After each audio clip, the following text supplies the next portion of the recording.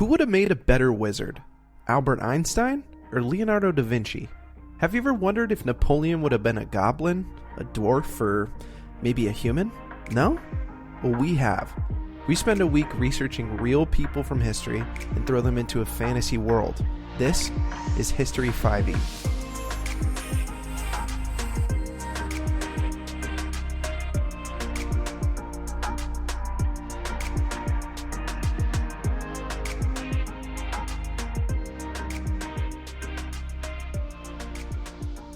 Okay, so today we're doing someone who became one of my favorites after research, which I guess is the whole reason that we're doing this podcast as a whole, is to learn a little bit more about the history of the world, but also find some fan favorites. And I think this guy was definitely a historian's favorite, just based on how they're gushing over him constantly.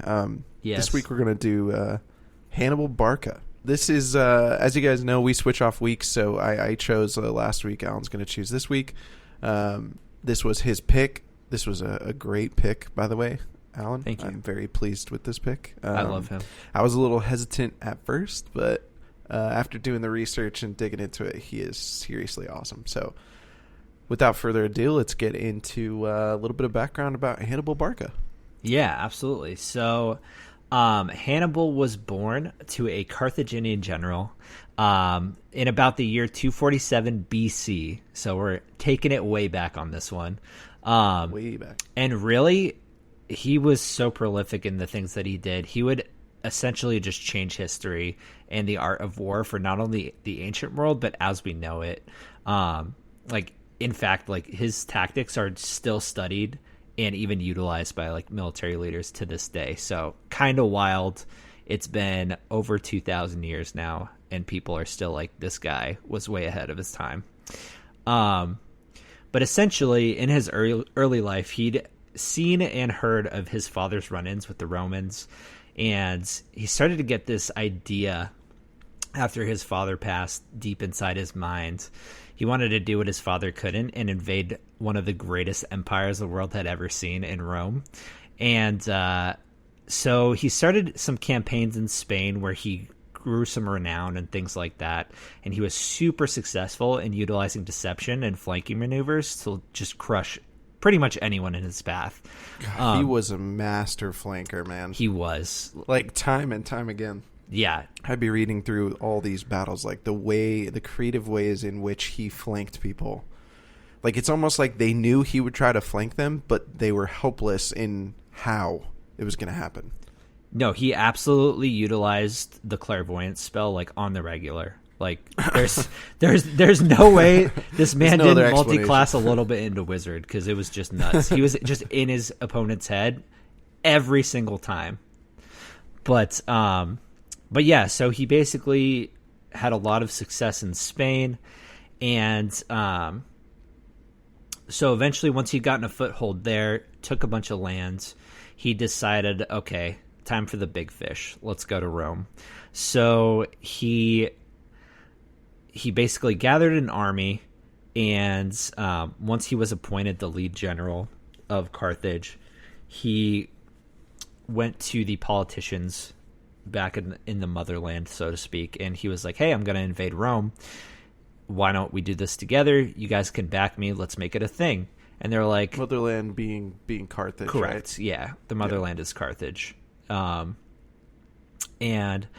so they said no, and he was like, that's fine. You know what? I'm a baller. I'm going to just destroy everything in my path, and after a few battles, you guys will come around.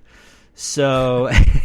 He went through modern-day France, and along the way, fought who he needed to on smaller scales and recruited a bunch of the, Gaelic tribes and things like that there to kind of join his cause, because they all hated the Romans.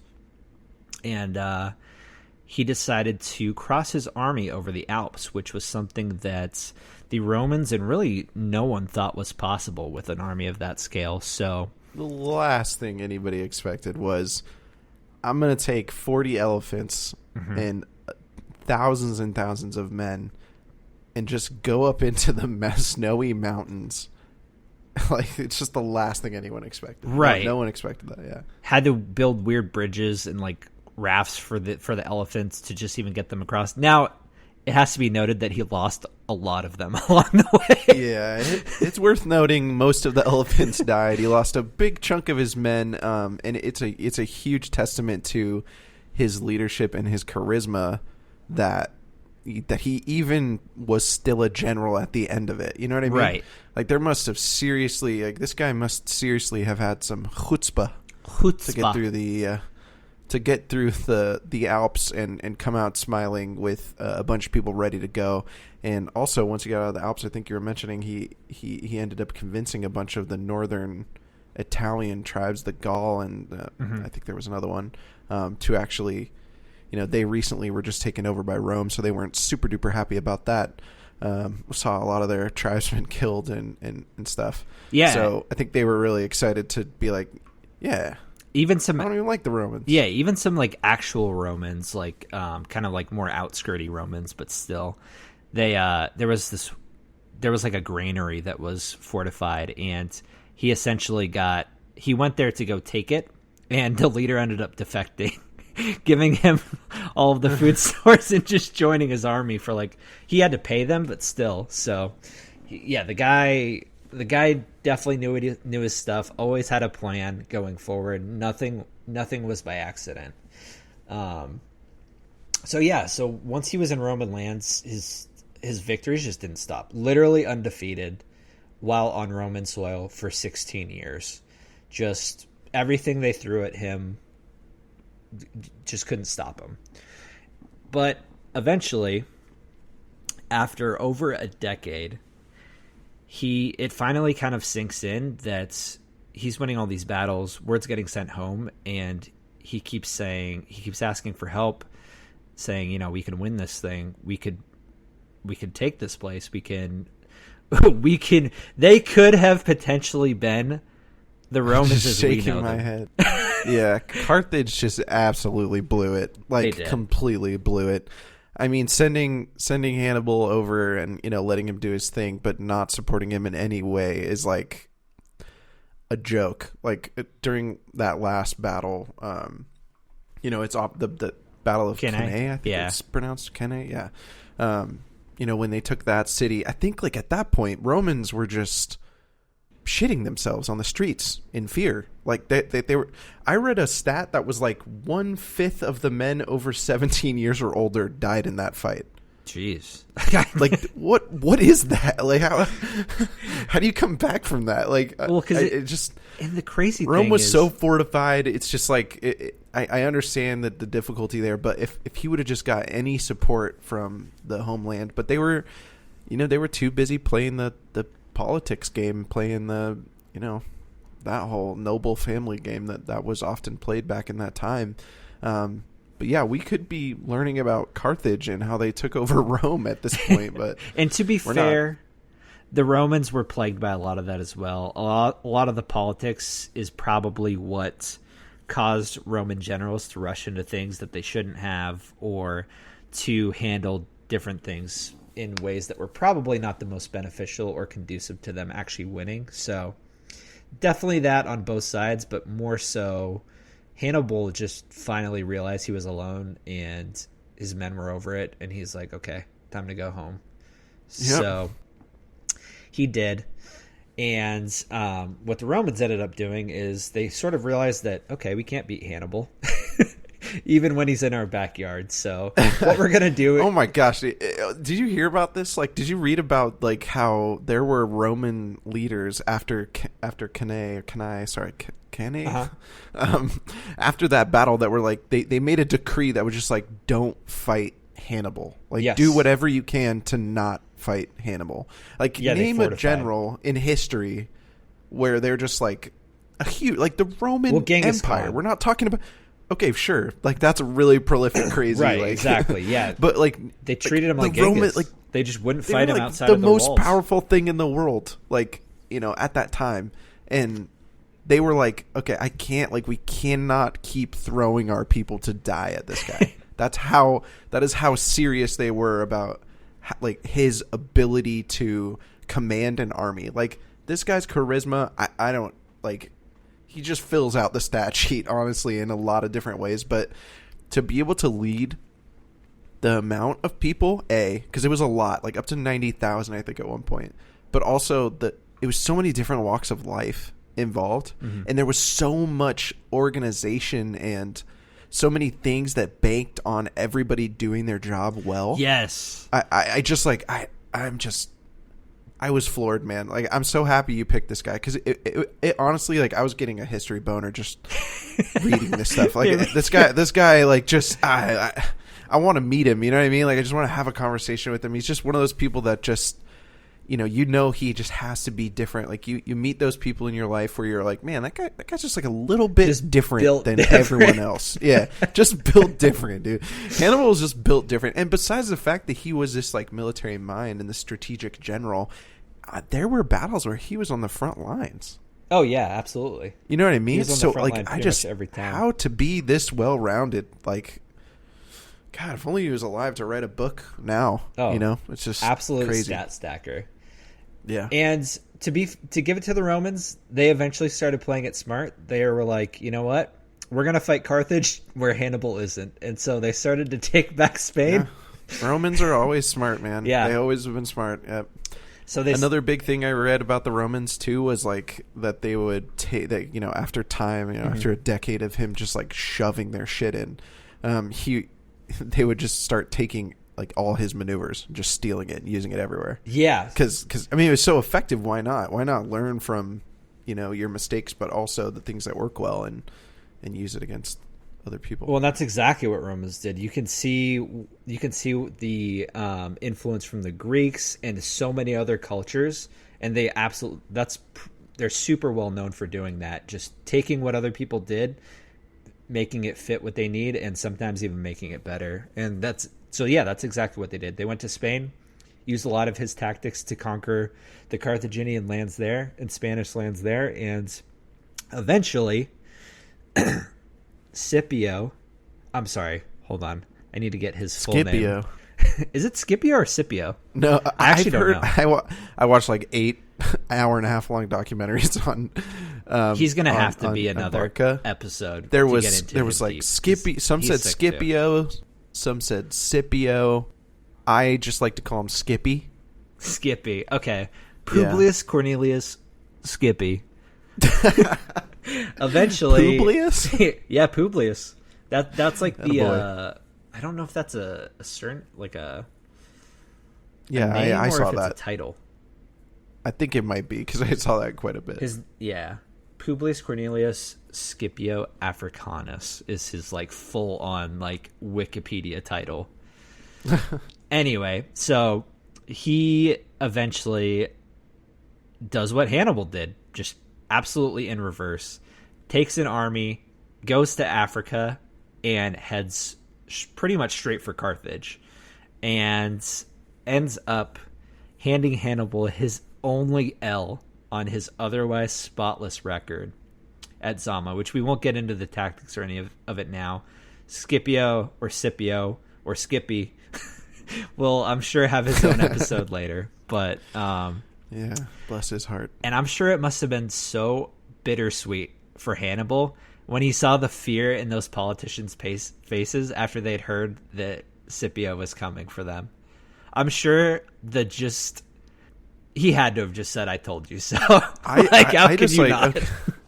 Look, the guy left Carthage when he was like 10 to go live with his dad in Spain, or what is now in Spain, and to like just be a general's son, and he didn't go back until that point. So to me, like, I know times were different. I just don't understand the allegiance to Carthage. They did him no favors.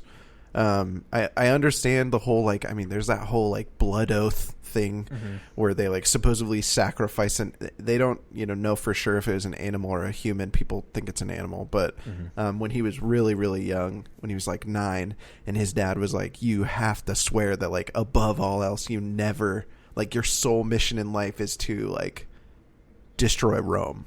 Yeah. Like, imagine like laying that on the line at 9 years old, like sacrificing a goat in front of little Timmy and being like, the only thing you're going to do in life is destroy Rome. and then be a soldier after that. Like, I mean, his mind must have just been so, I don't know. He's just such a soldier, such a general from day one, and his dad sounded like a real hard ass. So yeah, but definitely instilled a lot of the things that made him so successful. Why go back to Carthage though? You know? I don't know, because what did they do? They banished him. Yep. After he lost the battle at Zama, and so he essentially went into exile, and he served as like a counselor for foreign armies. I think mostly in Greece. I can't remember exactly where he went, but he grew to a ripe old age of people say between 63 and 66. So I'm going to just say 65. Which is super old for back then. And, yeah, so especially for the life he lived, you know? Oh, absolutely. I mean, like, on the front lines, at the edge of the knife. We're 25,000 foot view here on this podcast. We're not going to dive insanely deep into everything.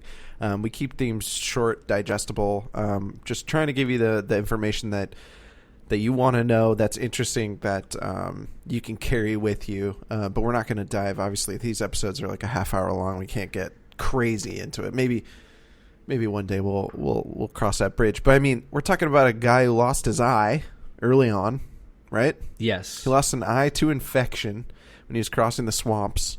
Just I heard he buried the eye. Like, as like a weird symbolic gesture. That I threw had a patch on and just went ham. Like, just kept going. Like, just no problem. Oh yeah, he was absolute unit. And the beauty was that he basically got hunted. Obviously, the Romans hated him. They hated his guts as much as, and if not more than he hated theirs. And so they essentially hunted him even after he'd been exiled. And he's the most hated person in Roman history.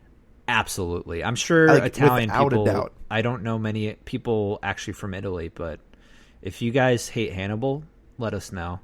Because I'm genuinely curious. Drop a comment. Hey, here because I hate Hannibal. Shoot us an email. I'm just genuinely curious if he's like the Hitler of Italy. I don't know. I think Hitler's the Hitler of Italy. The Hitler of Italy, actually, now that I'm thinking about it. But yeah, basically he got hunted by the Romans for the end of his days, eventually gets betrayed, and so he's set to be captured and ransomed to the Romans at 65 years old. And he attempts to flee. What is he going to do at this point? So yeah, he's exactly. 65. He's like an old man by all standards back then. And that's the beauty of it, is supposedly one of his final quotes. So he's attempting to flee. He realizes that he can't run. His fate is sealed. So he pulls a bit of poison out that he kept hidden on his person, glugs that shit down, and he utters some of his final words. And the quote goes, "Let us ease the Romans of their dread and care, who think it long and tedious to await the death of a hated old man." Yeah, one last just middle finger to this guy. Honestly, like, the poor Roman people, like this. I've never really felt bad for the Romans because they really, like, as far as this time period goes, they really, I mean, other than this, yeah, even in this, they had a lot of success. But I mean, they clapped up and down really everywhere. But boy, this was not a good stretch of this was a bad 20 years in, like, Roman history. Like, this guy single-handedly made a bad 20 years in a civilization's history. Like, how epic is that? Yeah, like, and this guy lived. This guy on the front line who lost an eye, who rode an elephant into battle, lived to 65, and he had to kill himself. Yep. Like, that is absolutely At wild. 65. That never happened. That never happened back in the day. All the good generals died. Like, you know, they found a way to kill him. Like, they just, you know, it's not that difficult, honestly. You get him in a battle, you figure it out. But this guy just, they could not get around his brain. It couldn't happen. I'm just, if you can't tell, I'm massively impressed by Hannibal Barca. Just, let me just say a couple of the crazy, like, just shit that I've heard about him. Are we okay to dive into that for a second before we go absolutely. into? Let's get weird. So when he was in the Alps, he broke boulders with fire and vinegar. So he would heat What's the chemistry boulders behind up. that? I don't know. Honestly, I really don't. I didn't even look it up. I'm just how does this guy even know that? I did not know that was a thing. There were avalanches, like anything you can imagine, up in the high mountaintops with elephants and tons of people. You know what I mean? Mm-hmm. Avalanches, rock slides. It's just like you're traveling with a small city. You know what I mean? You're literally just traveling with a small city. Right. And he would, there'd be passes that he couldn't pass. There'd be, areas he couldn't pass, and he would heat the boulders up really hot, and then pour like wine or vinegar on them, and it would make them really easy to crack into smaller pieces that they could just push off. Because what would happen is it was so cold, right? And when you heat something up, and then obviously when it's really hot and you turn it to cold, it becomes really like brittle, so unstable or something. I don't know what the scientific term is. I don't either. He did apparently, and it's just like a stupid little ingenious thing that he did. Another thing that he did was like did you hear about how he tied a bunch of logs to like 2,000 oxen? To the ox, and then lit it on fire. Lit the oxes on fire that he tied to these oxes. So obviously, I don't know if you guys have ever had burning logs 2 feet from your eyes, but they started freaking out, right?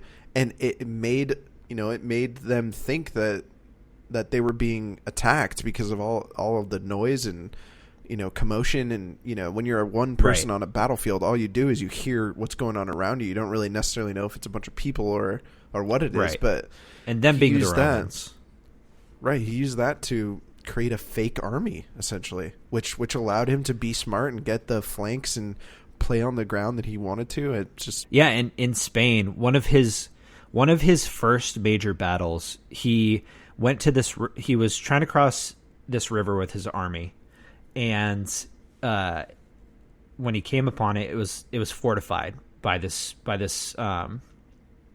like Iberian army, which Iberia was like what Spain used to be called. I'm not sure if it still is called that in some places, but so there's this Iberian army there, and it's fortified. So instead of attacking it head on, he just decides to set up a camp just not far from them. He just does a little U-turn. He's like, we'll just set up camp here.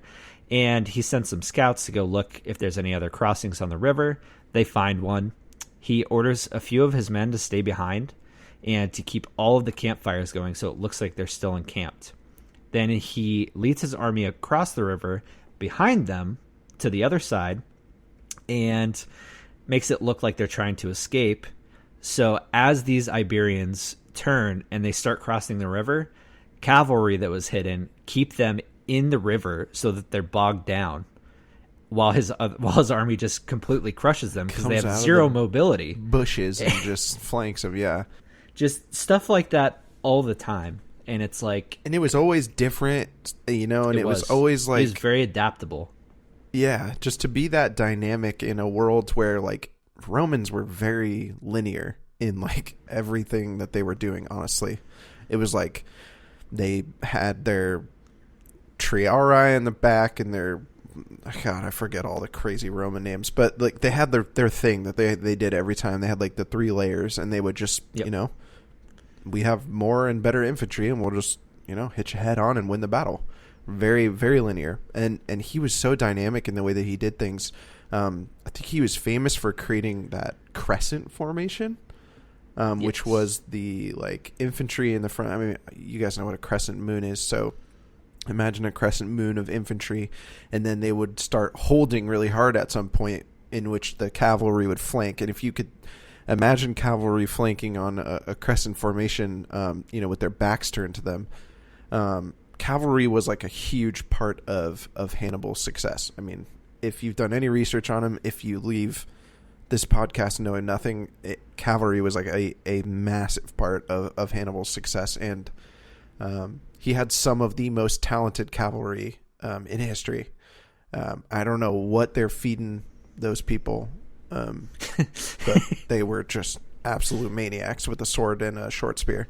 Then they use the short spear as like a javelin. Sometimes they use it as a short spear, and then they had a sword that they're really, really adept with. But well, and it makes sense too, because he was all about flanking, and how do you flank faster? You do it on horseback. So exactly, it absolutely makes sense. Yeah. One more crazy thing that's just like it honestly made me smile, because I just imagine him smiling about it. Like in some of his older battles, like this was not during one of the bigger battles. This was once. I think this was when he was back in Carthage. So like later on in life, he put a bunch of snakes in pots. I read about this too. Like this is just like a fuck you thing, right? Like this isn't. He put a bunch of snakes in clay pots. This was after his exile, actually. Okay, so yeah, this was much later, but he was doing this as a naval commander. So imagine the situation: a clay pot gets thrown over onto your ship, right? And they're like, "Why are they throwing clay pot? Like that's just a clay pot; it just breaks harmlessly, and no one thinks about it." 6 or 7 of those. All of a sudden, you're like, "Oh my god, there's poisonous snakes in these clay pots," and you're on a boat. Like, what are you gonna do? Right. Like it's too late now. You got to burn that thing down. Yeah, and a lot of people credit that as the first use of like biological warfare. Some people say it's Genghis with the dead bodies and spreading disease, but a lot of people actually attribute it to Hannibal for that specific little factoid. Yeah, just wild. He would just he's just on another level. People just weren't thinking the same as he was in these battles. So just built different, man. Just built. So I think Hannibal Barca just built different. That's going to be the title. I think we've alluded to his sort of background and stats. So I think we should. I think we transition into the meat and potatoes. Yeah, I think we've blown enough sunshine. Let's get into. I'm flushed, man. I'm fawning over this man's. Yeah. I don't know how many people we're gonna do on a weekly basis that I thoroughly just enjoy as much as Hannibal Barca. Like this, just if you're a fan of the Total War series, if you're a fan of just kind of history in general, or generals you can thank in general, Hannibal. This guy probably played a really big role in some part of their thinking at some point. So. Very cool guy to learn about. Okay, so that being said, let's get into some stats. You want to start us off with what you put for strength? Should we start with the background first? Oh yeah, duh. I always forget. Yeah, let's do background. So this one was super easy for me because I think it's just too on the nose to not use. I went soldier. Yeah, it has to be. It literally was. His dad was a general. Like, I mean, I've even read sentences where it said his background was a soldier. So I think you hit the nail on the head there. Yep. So that one was nice and easy. Now, here's where I think we might differ is class. Okay. So for class, I went a little bit of multi-classing. I alluded to it before with the clairvoyance thing, but I think he was definitely had a little bit of wizard in there because man just knew things he shouldn't have known. Just dark magics. And I went fighter, specifically the battle master subclass. I could totally see that.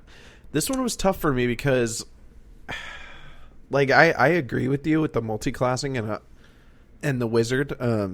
This guy was just so good at so many things. It was tough to categorize it into one or even two things. It was. I ended up settling on barbarian just because of how ruthless he was in the way that he did things, and I feel like his people were all barbarians, so I guess I'm just kind of, I don't know, leaning towards more of like he was a part of like their barbarian culture, but that being said, I was I was in the fighter camp for most of the research until the very, very end, where I watched this documentary, Barbarians in History, and Hannibal Barca was like #1 barbarian in history. So I gotcha. That kind of shaped my opinion a little bit different because I got to see, honestly, just like the fighting style and the weapons that like he would use in battle. Like oftentimes he would bring a big axe into battle. Not really a fighter move. That's just like a badass move. So I just...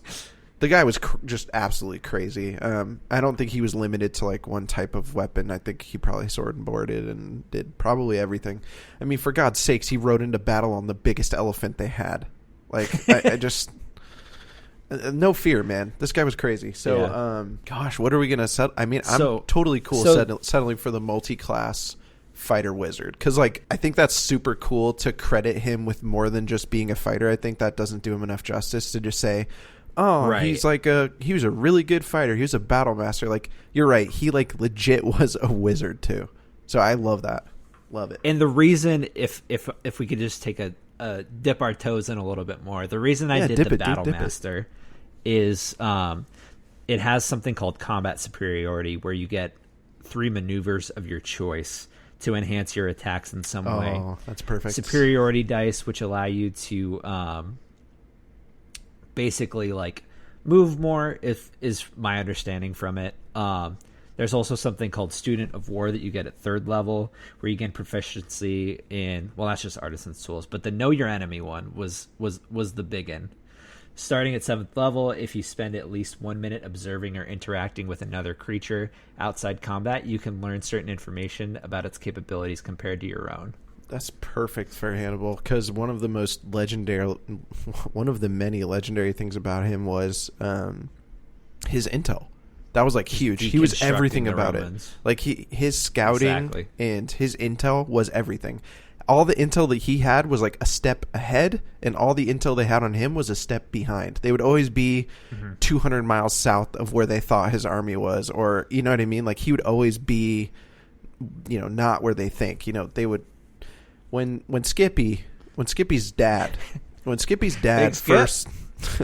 first like he took that naval voyage to basically cut Hannibal off at the pass before he made it to Rome. Once they heard that they were going to Rome, he when he landed, they were like looking for him. They were like, there's no way this guy took all of his troops and these elephants into the mountains, right? Like he's not like crazy, right? Like there's no way. So I mean, it led them on like a wild goose chase, and like people don't know where he is. Like it's like just wild. Yeah, spoiler alert, he was crazy. Yeah, spoiler. I mean, you have to be pretty confident / crazy to let like 20,000 people and all of your, elephants die. That was a huge a huge battle thing for Carthaginians was their elephants, and it was a tide turner for them in a lot of ways, and in a lot of battles back then. So, what about race? So race, I went human, and it's because I think he encapsulates how humans best fit into fantasy worlds, which is they have to use their mind, their cunning, and just sheer like force of will. And they're +1. They get a little +1 bonus to everything. To everything. Yeah, Hannibal. So that's why I went human. Is +1 to everything. Yep. Yeah, human too. I don't think we could. It'd be fun to try to make him into another, but I think human's really the best fit. Yeah, you're right on. I do too. Okay, sweet. So I didn't have any magical items, which honestly, I just dropped the ball on that one. I got too involved into other stuff. But I'm sure he could have so many good magical items. You could make up a bunch that would fit fine, but I didn't really get deep into the magical items either. I kind of went more into like special abilities and spells for him, because like he's a human, so I mean humans don't usually have like inherent like heirloomed magic items and stuff like that. That's not like human style. And just the fact that he used so many different weaponry, like he wasn't tied to anything. He's not a dwarf with his axe. He's a human with whatever's around him. You know what I mean? So whatever will allow him to win in the moment. Right. So exactly. And that's smart. So I didn't feel like tying him to a specific item or thing. I felt like that was doing him a disservice, but I did make a couple custom spells for him. One was called Eye for Ground, which basically allows him to never roll disadvantage based on the terrain that he's in. Ooh, that's good. Because he really was like, no matter what, like what they will say in history is he always fought every battle where he wanted to. His men were always exactly where he wanted them to be, and the enemies were always where he wanted them to be. So it really felt like they didn't really have a choice, and it was always his choice where they fought, and he was always comfy wherever he was. Like we said, he went through the Alps, he went through swamps, he went through probably deserts. Like, I mean, this guy was the full package, just built different. So I'm just going to keep saying that until it's really annoying, because it's totally not already. And then the second one that I wanted to highlight as far as an ability, I called it the Stealth Blanket. Ooh, that sounds cozy. Yeah, and this is kind of just a play on. It's just basically anybody in Hannibal's party gets a bonus to stealth. And the reason that I did this is we kind of alluded to it a little bit during the background portion, but like this guy would take people that he didn't even speak the same language as them, and they would sit 10 meters away from a Roman army marching down a road and not make a sound until he signaled. And it wasn't just a fluke. Like, it happened this one battle. Like, this was so consistent. Like we talked about before. The amount of trust is insane between him and his men. But like the trust from the men to him is what's the most crazy to me, because like it just doesn't happen. I don't know. You don't see that. Like, people, they're always looking out for themselves, usually, and they want, eventually they want to get theirs or whatever. But the way that he turned these people around, that some of them he didn't even know that long. Some of them were straight up orcs from Gaul too. I mean, they were just willing to just do it all, and they would be completely silent until they got the signal, and everything was so precision and time based and well coordinated. I just felt like he deserved that. Like, can speak any language. Everyone around him gets a bonus to stealth. Yeah. Yep. I like it. Yeah. So that's cool too, because I thought a lot of ours would overlap, but they're actually a little bit different. I have two as well. The first one is called Eye of the Tactician. At the cost of one eye, gain future sight into your enemy's next 3 moves in battle. Love that. And then, just to kind of, because that's kind of OP, during this time period, you lose your proficiency modifier on your attack rolls. It doesn't even need it. So for my second special ability, it's just called Get Baited. You throw insults or a light attack at your enemy, causing them to lose their cool on a failed wisdom saving throw and incurring disadvantage on their attacks for the battle. Yep, that reminds me of Skippy's dad in that first fight, in that first big one. The big one. The Trebia, was that Trebia? Yeah. On Trebia, like, the whole reason that he got into that terrible situation, that he was left wounded and his army massacred by Hannibal, was because he was impatient, and he just walked right into Hannibal's trap, like many Romans will after him. So they could have definitely learned a little quicker, but I mean, things take longer back then. I was just like, looking through these battles and all of this, I was just like amazed at just the pure amount of time that they just spent traveling and still, like, are into their cause. You know what I mean? Like, I felt that was insane. Like, how do you spend 8 months walking and then be like, all right, let's fight these guys? I don't know. Well, I'm tired. Yeah. We've been walking in armor for 8 months. Like, do we really, can we just go home at this point? So, absolutely crazy. Those were spectacular abilities, dude. I loved the naming. Thanks, you too. Of them. I liked that we didn't overlap either. It was great. It ended up working out really well, because just kind of for how we do this, we don't get together at all before. We do our research separately, and then we combine it on the show. So, the fact that we had no overlap was super surprising to me. All right, let's go into defense class. So defense class. So are we going to talk about like his armor style, or like what are we doing for defense class? So for defense class and all the stats, we do a 1 through 20 score. 20 being the highest, 1 being the lowest. For me, I chose a 19, which I'd even be willing to go 20 on it, if I'm being honest. The fact that he never... I read no accounts of him even being seriously injured or wounded in a battle. I'm going to change mine to 20, actually. No, 20 to me is invincible, so I was at a 19, and the only reason I bumped him from an 18... 20? Yeah, sure. Feasibly. Like, technically, you can. But I moved him from an 18 to a 19 when I found out that he didn't even hurt his eye in a battle, and it was just an infection. I was like, all right, you're going to 19. Yeah, that's awesome. I thought it would be like he got a spear to the eye, or I don't know, something crazy, but it's just, this is an infection. A lot of his men died because they did that. But again, it was all for positioning, so he could gain an advantageous position. Yep, and this guy was right there in the front lines. A lot of the times, he was the first person on the front lines battling. So I fully agree with the high defense score. Also, the fact that he just evaded people, and he had so many enemies, and they could not... They couldn't take him out. He took himself out. He didn't even... Yeah, he died. He killed himself. Nobody even can kill him. So, there you go. 19 for me, 20 for you. We'll settle in the middle. That's fine. 19 and a half. 19 and a half. That's I'll allow it. All right. Let's talk... Do you want to talk about skills? The nitty-gritty, or do you mean like deception? Yeah, let's do the old skillies first, because I have... Deception, insight, perception.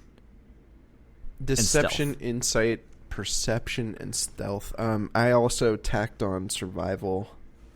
And then absolutely. I also tacked on animal handling.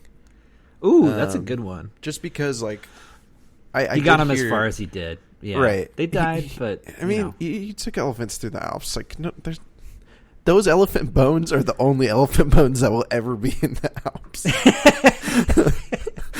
Oh, absolutely. There's no reason that to do that, honestly. Actually, one made it out too, I heard, or like two or something. Yeah. No, he did make at least one.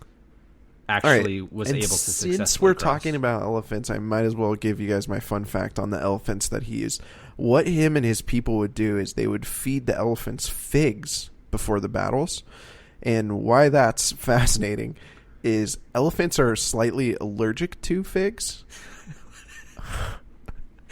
which upsets them. It basically gives them a rash. It doesn't kill them. It's not like anything like that. You don't have to be mad at Hannibal about that, even though this was pretty cruel. But it was known in history that he did love animals, that he enjoyed animals, but you gotta do what you gotta do. You know what I mean? Yeah, exactly. So he would give them figs before the battle to make them like a little angry. And then he would also give them a ton of alcohol so that when they charged into the front lines, they would keep going. Yeah. Less fear. So, pretty crazy little tidbit about his elephant usage. But I got to admit, it probably worked pretty well.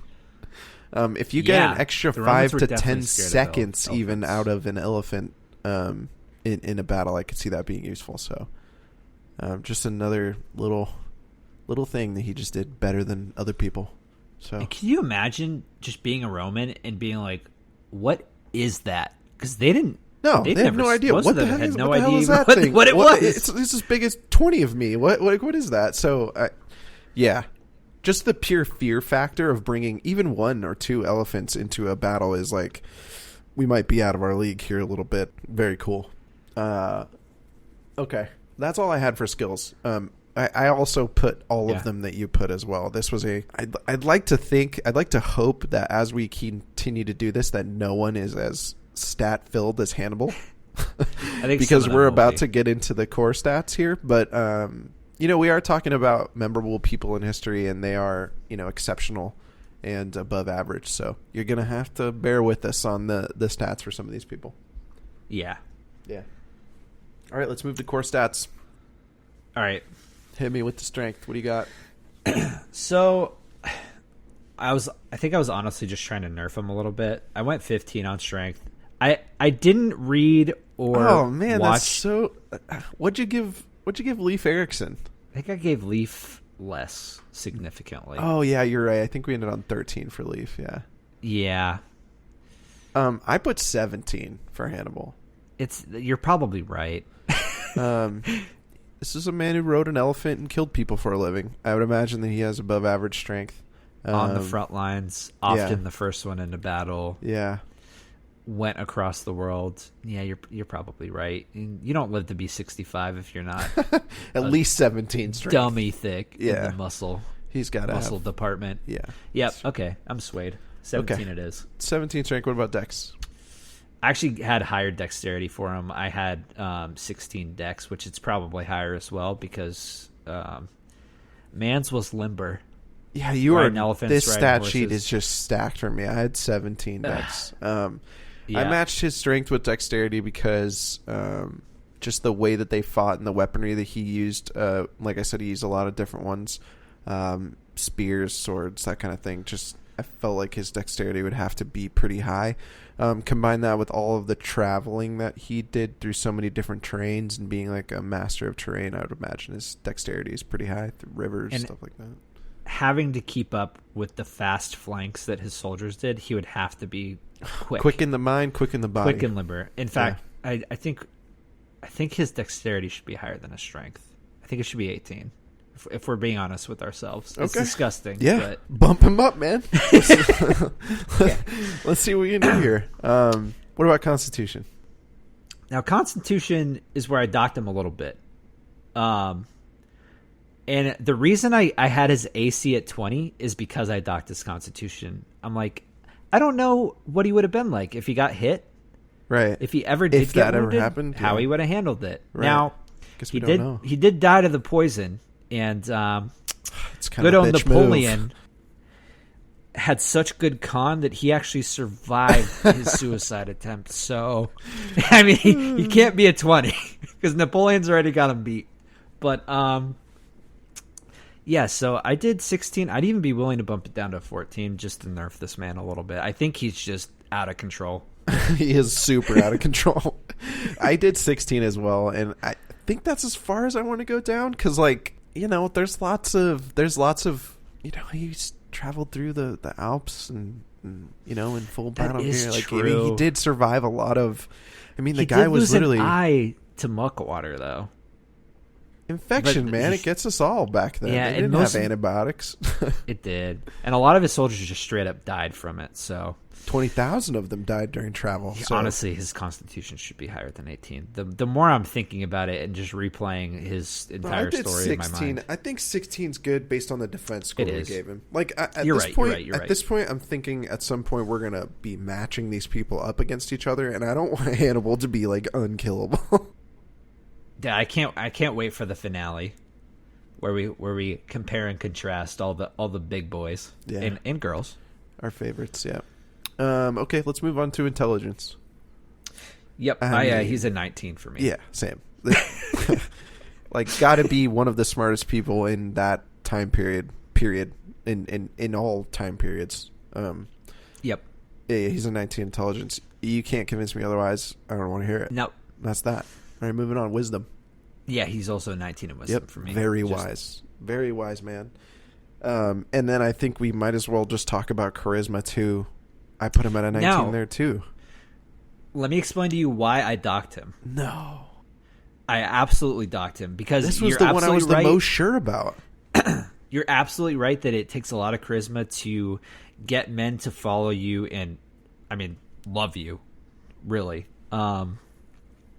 And to do a lot of the stuff he did, he seemed like he had a sense of humor from some of the quotes. Who knows how accurate those are? His soldiers elected him as a general at 26 of their huge army. Many twice, 3 times his age that probably deserved that over him. But they wanted him.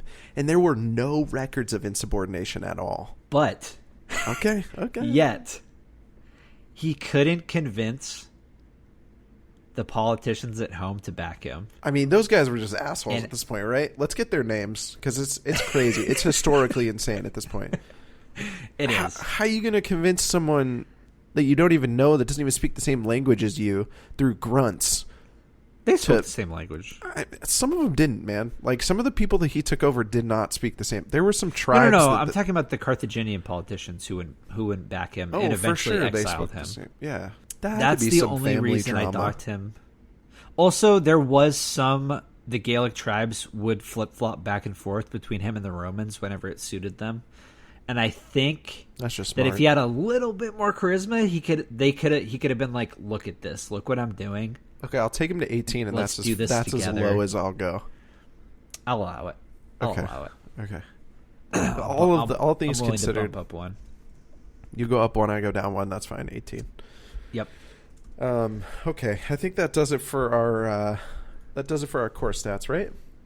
Yeah, those are 17 strength, 18 dexterity. This is insane. 16 constitution, 19 intelligence, 19 wisdom, and 18 charisma. Yeah. With 19.5 defense class. There might be a Hannibal nerf ink. I don't know, but we're gonna. He deserves it though. I don't. He definitely. If anything, I think we were conservative with our numbers. If I'm being perfectly honest, and I hope you guys all agree. But if you don't, let us know. Exactly. Let us know. Maybe we'll have to do a Hannibal V2 where we talk about some of the things that people said and some good points I'm sure that people will bring up. But I think that about does it for Hannibal Barca. This was a long one. If you can't tell, we liked it. We hope you liked it as well. As far as generals go, this is easily one of my favorite, and I can't wait to do more history research on this time period. Is really cool. Yeah, good one, man. Definitely, this was a good one. I think Scipio in the future, and we got to get Skippy and his papa. Big Skip, little Skip. But yeah, we hope you guys will tune in next week, and join us for the next one. Yeah, we'll get into some more History 5e. Thanks, everybody.